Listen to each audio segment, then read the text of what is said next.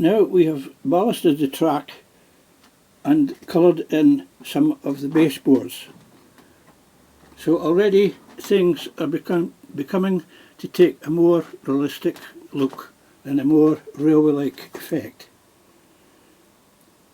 Protective barriers have been fixed around the baseboard edge to avoid any unfortunate crashes to the floor.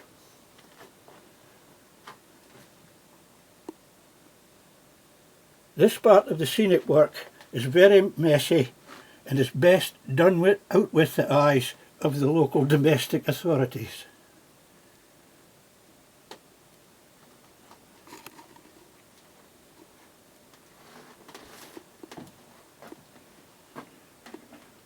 This part here will be a storage area, a non-powered area used purely for storage only of rolling stock to avoid having to take it out and in of boxes. As you will appreciate, the layout as built has a limited accommodation for stock. One tends to obtain too many, but that's not the best thing to say to a model railway manufacturer.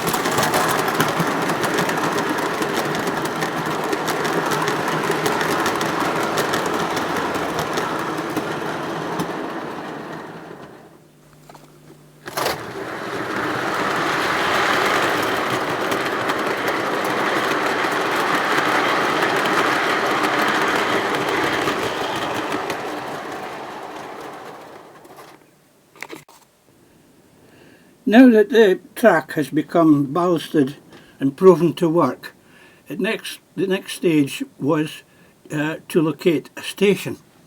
With the narrowness of the layout, this was a problem as to where I could locate a station with a platform at both sides representing a double track main line.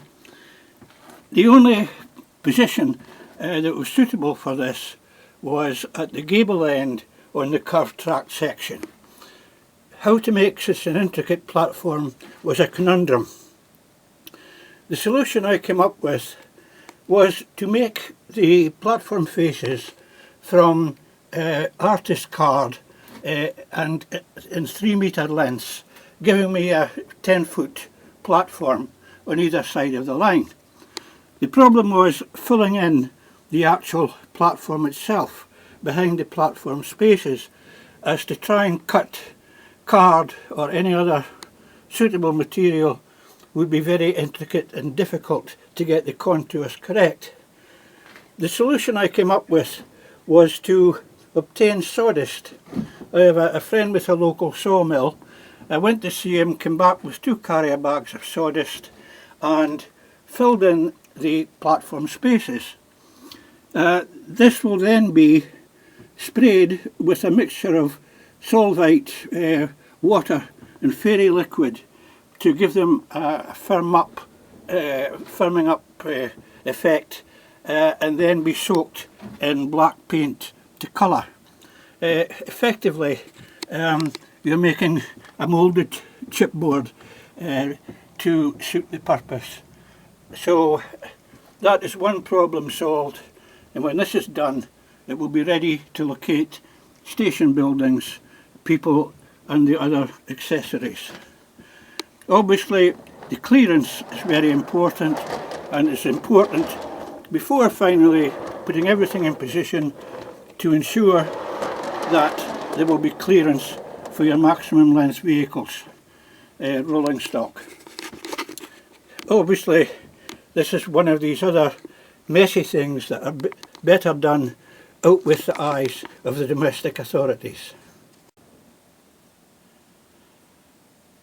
After spraying the platforms with a mixture of solvite and fairy liquid, when that was soaked in, I then resprayed it again with spray-on adhesive, and finally with a liberal spray of black paint to give the sort of tar macadam or cinders effect of the platform surface.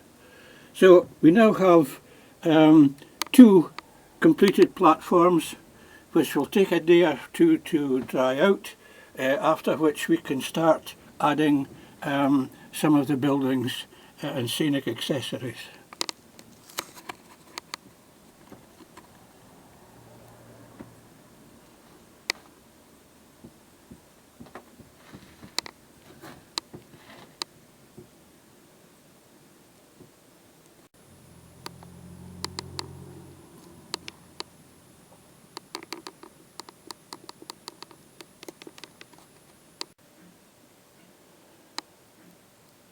While the platforms are drying out, the next stage will be to populate them and the rest of the layout with scenic accessories.